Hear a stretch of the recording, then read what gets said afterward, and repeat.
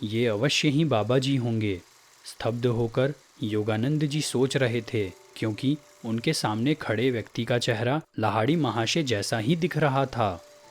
योगानंद जी के मन में उठे उस विचार का उत्तर देते हुए उन्होंने कहा, हाँ, मैं बाबा जी हूँ। ऑडियो बुक शुरू होने से पहले मैं आपसे रिक्वेस्ट करूंगा कि हमारे चैनल को सब्सक्राइब करें और बेल आइकन को भी ऑन करें, ताकि आप हमारे हर नए अपडेट से जुड़ सके।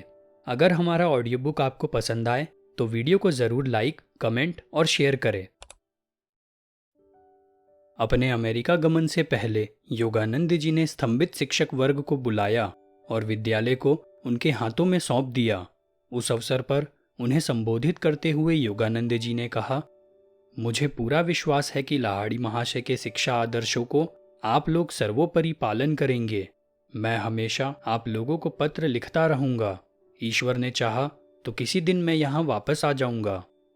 उन छोटे छोटे बच्चों पर और रांची की उस सुंदर विस्तृत भूमि पर अंतिम दृष्टिपात करते हुए योगानंद जी की आंखें छलछला आई। वह जानते थे कि उनके जीवन का एक विशिष्ट अध्याय पूरा हो चुका था और अब इसके आगे सुदूर देशों में ही रहना होगा। ध्यान में उस दृश्य दर्शन के कुछ ही घंटों बाद योगानंद जी ट्रेन से कोलकाता रवाना हो गए। दूसरे ही दिन योगानंद जी को अमेरिका में आयोजित धार्मिक उदारतावादियों के अंतर्राष्ट्रीय सम्मेलन यानी international Congress of religious liberals में भारत के प्रतिनिधि के रूप में भाग लेने के लिए एक निमंत्रण मिला। उस वर्ष यह सम्मेलन बॉस्टन में होने वाला था। योगानंद जी का दिमाग घूमने लगा। वह श्रीरामपुर में श्री युक्तेश्वर जी के पास जा पहुँचे। गुरुजी, मुझे अभी अभी अमेरिका में एक धार्मिक सम्मेलन में भाषण देने का निमंत्रण मिला है। क्या मुझे जाना चाहिए? गुरुदेव ने सहज भाव से उत्तर दिया, सभी दरवाजे तुम्हारे लिए खुले हैं। अभी नहीं गए तो कभी नहीं जा सकोगे। योगानंद जी ने व्याकुल होकर कहा, परंतु गुरुदेव, मुझे सार्वजनिक व्याख्यान देने का अनुभव ही क्या है। मैंने शायद ही कभी कोई भाषण दिया हो और अंग्रेजी में तो कभी नहीं। गुरुदेव ने कहा, तुम अंग्रेजी में बोलो या किसी भी भाषा में बोलो, योग पर तुम्हारा भाषण मन लगाकर सुना जाएगा। परंतु गुरुजी, अमेरिकी लोग बंगला भाषा तो सीखने से रहे। आप ही अब कृपा करके मुझे अंग्रेजी भाषा की बाधाओं से पार करवाइए। जब योगानंद जी ने उनके पिताजी के सामने अमेरिका जाने का अपना विचार रखा तो वे हतप्रभ हो गए। उनके लिए अमेरिका एक अति दूर देश था। पिताजी को भय था कि वे योगानंद जी को कभी देख नहीं पाएंगे। उन्होंने रूक्षता के साथ पूछा, तुम जाओगे कैसे? कौन तुम्हें इसके लिए पैसे देगा? इस पर योगानंद जी ने कहा, भगवान मुझे पैसा देंगे। जब योगानंद जी ने यह उत्तर दिया तो अनेक वर्ष पहले आगरा में अनंत दा को दिए हुए इसी प्रकार के उत्तर का उन्हें स्मरण हो गया। अधिक चालाकी ना दिखाते हुए योगानंद जी ने आगे कहा, पिताजी, शायद भगवान आपके मन में मेरी सहायता करने की प्रेरणा जगा दे। पिताजी ने कहा, नहीं, कभी नहीं। उन्होंने योगानंद जी को और दयनीय भाव से देखा। दूसरे दिन पिताजी ने एक बड़ी रकम का चेक योगानंद जी के हाथ में देते हुए कहा, एक पिता होने के नाते नहीं, परंतु लाहाड़ी महाशय का निष्ठावान शिष्य होने के नाते मैं तुम्हें यह पैसा दे रहा हूँ। तो जाओ उस दूर पाश्चात्य देश में और वहाँ धर्म पंथों से मुक्त क्रिया योग की शिक्षाओं का प्रसार करो। कदाचित इस जन्म में अब हमारी फिर से भेंट नहीं हो सकेगी। एक प्रबल अंतः प्रेरणा योगानंद जी के मन में उठी और पूर्ण विश्वास के साथ उन्होंने कहा, भगवान एक बार फिर से हम लोगों को अवश्य मिला देंगे पिताजी। जब योगानंद जी अपने गुरुदेव और अपनी प्रिय मातृभूमि को छोड़कर अमेरिका की अनजान भूमि में जाने की तैयारियां कर रहे थे तो उनका हृदय कम आशंकाओं से नहीं भरा था। योगानंद जी ने भौतिकवादी पाश्चात्य जगत के बारे में अनेक कहानियां सुन रखी थीं।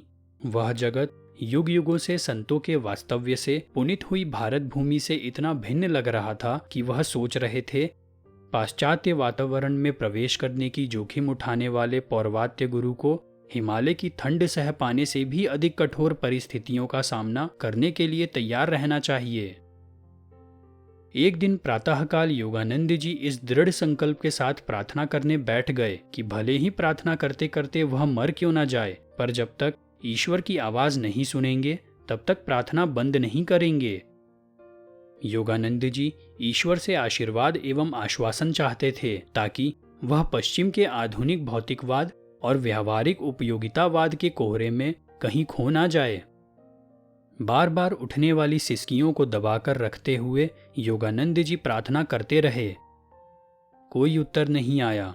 दोपहर होते होते प्रार्थना की उत्कटता पराकाष्ठा पर पहुंच गई। तीव्रता की वेदना के दबाव से उनका सिर चकराने लगा। ठीक उसी क्षण गढ़पार रोड पर स्थित योगानंद जी के घर के दरवाजे पर दस्तक सुनाई दी। जब योगानंद जी ने दरवाजा खोला तो देखा कि सन्यासियों की तरह केवल कटी वस्त्र धारण किया हुआ एक युवक वहां खड़ा है। उसने घर में प्रवेश किया।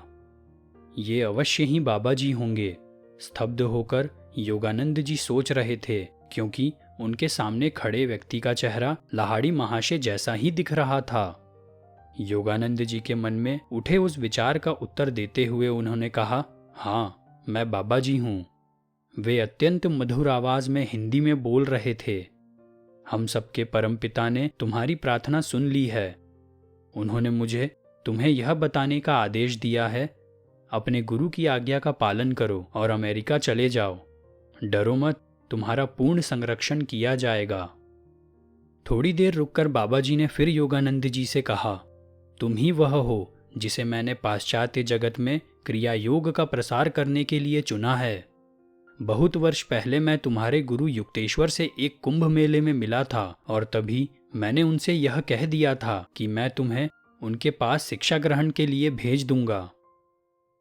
साक्षात बाबा जी के सामने खड़ा होने के कारण भक्ति भाव में विभोर होकर योगानंद जी अवाक हो गए और बाबा जी ने ही योगानंद जी को श्री युक्तेश्वर जी के पास पहुंचाया था। यह स्वयं उनके श्रीमुख से सुनकर तो योगानंद जी का हृदय कृतज्ञता एवं प्रेमादर की बाढ़ में पूरी तरह डूब गया। मृत्युंजय परम गुरु के चरणों में योगानंद जी ने साष्टांग प्रणाम किया। उन्होंने अत्यंत प्रेम के साथ योगानंद जी को उठाया और योगानंद जी के जीवन के बारे में अनेक बातें बताने के बाद उन्होंने योगानंद जी को कुछ व्यक्तिगत उपदेश दिए और कई गोपनीय भविष्यवाणियां की। अंत में उन्होंने गंभीरता के साथ कहा, ईश्वर साक्षात्कार की वैज्ञानिक प्रणाली क्रिया योग का अंततः सब देशों में प्रसार हो जाएगा और मनुष्य को अनंत परमपिता का व्यक्तिगत इंद्रियातीत अनुभव कराने के द्वारा यह राष्ट्रों के बीच सौमनस्य सौहार्द स्थापित कराने में सहायक होगा। थोड़ी ही देर में बाबा जी यह कहते हुए दरवाजे की ओर बढ़े, मेरे पीछे आने का प्रयत्न मत करना, तुम्हारे लिए वह संभव भी नहीं होगा। योगानंद जी बार बार पुकार रहे थे, बाबा जी दया कीजिए, चले मत जाइए, मुझे अपने साथ लेते जाइए। उन्होंने कहा, अभी नहीं, फिर कभी। भावावेग में योगानंद जी ने उनकी चेतावनी की परवाह नहीं की। जैसे ही योगानंद जी ने उनके पीछे जाने का प्रयत्न किया, उनके पांव जमीन से पक्के चिपक गए। दरवाजे पर पहुंचकर बाबा जी ने योगानंद जी पर एक प्रेम भरी दृष्टि डाली। योगानंद जी की आंखें तीव्र लालसा से उन पर ही जमी हुई थी। उन्होंने आशीर्वाद देने की मुद्रा में हाथ उठाया और चले गए। अमेरिका के लिए प्रस्थान करने के एक दिन पहले योगानंद जी श्री युक्तेश्वर जी की पावन उपस्थिति में बैठे थे। उन्होंने अपने ज्ञान युक्त शांत स्वर में योगानंद जी से कहा, भूल जाओ कि तुम्हारा जन्म हिंदू समाज में हुआ था, परंतु अमेरिकी लोगों के भी सारे ही तौर तरीके मत अपना लेना।